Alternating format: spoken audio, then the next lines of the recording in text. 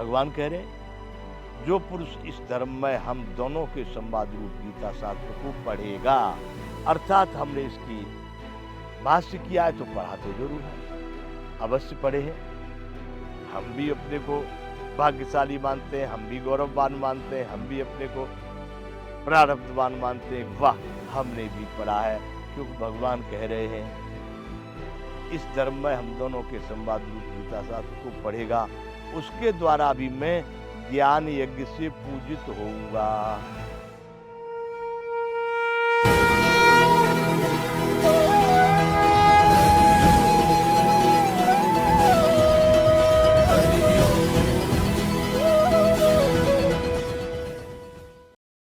जय विश्व बंधु संपूर्ण गीता ज्ञान। तो भगवान ने कहा नच तस्मान मनुष्येषु कश्चिन में प्रिय कृतमः भविता नच में तस्मात् धन्य प्रियतरो हुई। उससे बढ़कर जो इस गीता शास्त्र का प्रचार प्रसार करेगा, मेरे भक्तों में कहेगा, उससे बढ़कर मेरा प्रिय कार्य करने वाला मनुष्यों में कोई भी नहीं है। अर्थात उससे ऊपर कोई भी मेरा प्रिय कार्य करने वाला मनुष्यों में नहीं होगा।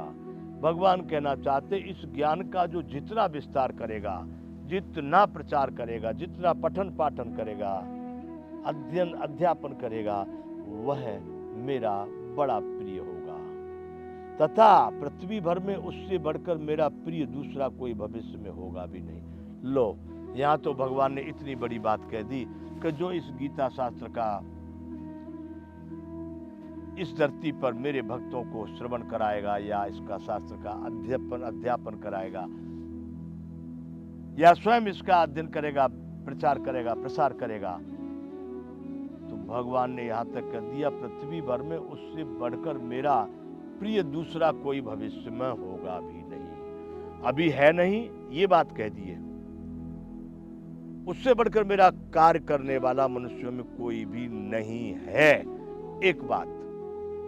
दूसरी बात कह दी तथा पृथ्वी भर में भवता नच में तस्मात् धन्य प्रियतरो भुवि, इस भूमि पर उससे बढ़कर मेरा प्रिय कोई दूसरा भविष्य में होगा भी नहीं। तो बंधुओं, देख लीजिए कितना भगवान ने बड़ा यहाँ पर संकेत दिया है, कितना बड़ी चुनौती भगवान ने दिया कि उससे प्रिय कोई नहीं होगा जो मेरे इस गीता शास्त्र का पठन पाठन अध्ययन अध्यापन करेगा या मेरे भक्तों में इस गीता शास्त्र का वर्णन करेगा, गीता शास्त्र को सुनाएगा। उससे प्रिय न कोई है और न कोई आगे होगा। अध्येष्यते च य इमं धर्म्य संवादमावयोः ज्ञान यज्ञेन तेनाह निष्ठश्यामिति मे मतिः।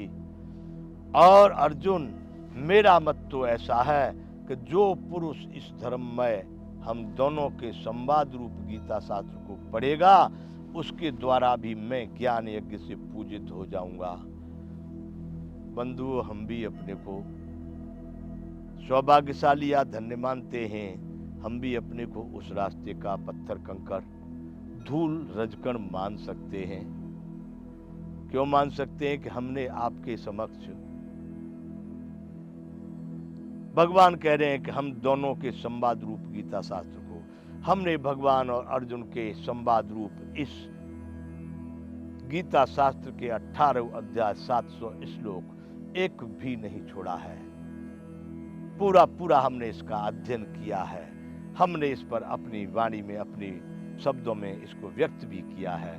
तो हम भी मान लेंगे कहीं उस मार्ग के हम भी रजकर हो जाएंगे। भगवान कह रहे जो पुरुष इस धर्म में हम दोनों के संवाद रूप गीता शास्त्र को पढ़ेगा, अर्थात हमने इसकी भाष्य किया है तो पढ़ा तो जरूर है, अवश्य पढ़े हैं। हम भी अपने को भाग्यशाली मानते हैं, हम भी गौरववान मानते हैं, हम भी अपने को प्रारब्धवान मानते हैं। वाह, हमने भी पढ़ा है, क्योंकि भगवान कह रहे हैं इस धर्म में हम दोनों के संवाद रूप गीता शास्त्र को पढ़ेगा, उसके द्वारा भी मैं ज्ञान यज्ञ से पूजित होऊंगा। अनेक प्रकार के यज्ञ पहले भगवान बता चुके हैं, तप यज्ञ, जप यज्ञ, श्रम यज्ञ, ध्यान यज्ञ, ज्ञान यज्ञ, द्रव्य यज्ञ, अनेक प्रकार के यज्ञ हैं। तो भगवान कह रहे हैं कि जो इस गीता शास्त्र को पढ़ेगा, हम दोनों के संवाद रूप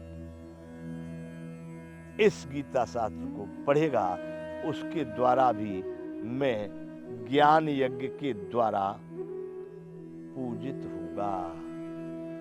अभिप्राय है कि वह भी मुझे प्रति ज्ञान यज्ञ के द्वारा पूज रहा है, ऐसा मेरा मत है।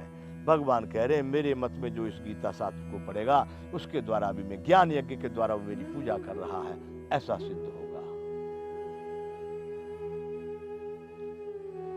श्रद्धावान अनसूयश्च शृणुयादपि यो नरः सोऽपि मुक्तः शुभान् लोकान् प्राप्नुयाति पुण्य कर्मणाम। और अर्जुन, जो मनुष्य श्रद्धायुक्त और दोष दृष्टि से रहित होकर इस गीता शास्त्र का श्रवण भी करेगा, वह भी पापों से मुक्त होकर उत्तम कर्म करने वालों के श्रेष्ठ लोकों को प्राप्त होगा। वो पढ़ने वाले के लिए बताइए, जो पढ़ेगा उसके द्वारा मैं ज्ञान यज्ञ के द्वारा पूजित होऊंगा। फिर सुनने वालों के लिए बताए कि जो लोग दोष दृष्टि रहित, उसमें दोष दुर्गुण नहीं निकाले कि ये कैसे हुआ होगा, कब हुआ होगा, किसने कहा होगा, अर्जुन कहाँ से आए, कृष्ण कहाँ से थे कि नहीं थे, कोई संशय नहीं। यानी श्रद्धा युक्त जो कुछ कहा है बिल्कुल सही कहा है, सत्य कहा है, सबके कल्याण के लिए कहा है, वह परम ब्रह्म परमात्मा के शब्द हैं। ऐसा श्रद्धा से युक्त होकर के दोष दृष्टि से रहित। जब श्रद्धा युक्त होगा तो दोष दृष्टि से तो रहित ही होगा, और यदि दोष दृष्टि है तो श्रद्धा युक्त हो नहीं सकता। इसलिए भगवान कह रहे हैं कि श्रद्धा युक्त और दोष दृष्टि से रहित होकर इस गीता शास्त्र का श्रवण भी करेगा, जो इसको सुनेगा भी, जिसको पढ़ना नहीं आता, अपढ़ है, जिसने निरक्षर है, जिसको अक्षर ज्ञान नहीं है, तो कहीं पर भी किसी के माध्यम से इस गीता शास्त्र का श्रवण भी करेगा, वह भी पापों से मुक्त होकर उत्तम कर्म करने वालों के श्रेष्ठ लोगों को प्राप्त होगा। जो पढ़े लिखे लोग, जो शास्त्री लोग, जो आचार्य ज्ञानी लोग अपने ज्ञान बल से, तप बल से, बुद्धि बल से, योग्यता से, अपने उससे जो जिस स्थान को प्राप्त करते हैं, जिन लोगों को प्राप्त करते हैं, भगवान कह रहे हैं कि जो इसको श्रद्धायुक्त दोष से रहित गीता शास्त्र का श्रवण भी करेगा ना, वह भी पाप मुक्त होकर उन उत्तम कर्म करने वालों के श्रेष्ठ लोगों को प्राप्त होगा। जो लोग बड़े पुण्य कर्मों से उन लोगों को प्राप्त करते हैं, इस संवाद को, इस गीता शास्त्र को सुनने वाला भी उन्हीं लोगों में पहुंच जाएगा।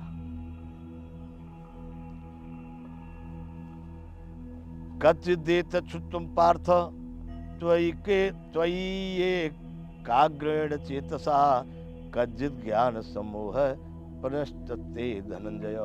अब भगवान ने यहाँ पर एक बार फिर पूछा, अर्जुन मैंने तो ये सब बात कह दी, इसका प्रचार प्रसार करने वाला, इसकी वार्ता करने वाला, इसको सुनने सुनाने वाला, वह भी उच्च लोगों को प्राप्त होगा। हे पार्थ, क्या इस गीता शास्त्र को तूने एकाग्र चित्त से श्रवण किया? भगवान पूछ रहे अर्जुन को, सही बता भाई, गड़बड़ मत बोलना। क्या तूने इस गीता शास्त्र को एकाग्र चित्त से श्रवण किया? जो मैंने कहा है वो तूने अपने हृदय में धारण किया, उसको तूने बराबर समझा है कि नहीं? और हे धनंजय, क्या तेरा अज्ञान जनित मोह नष्ट हो गया?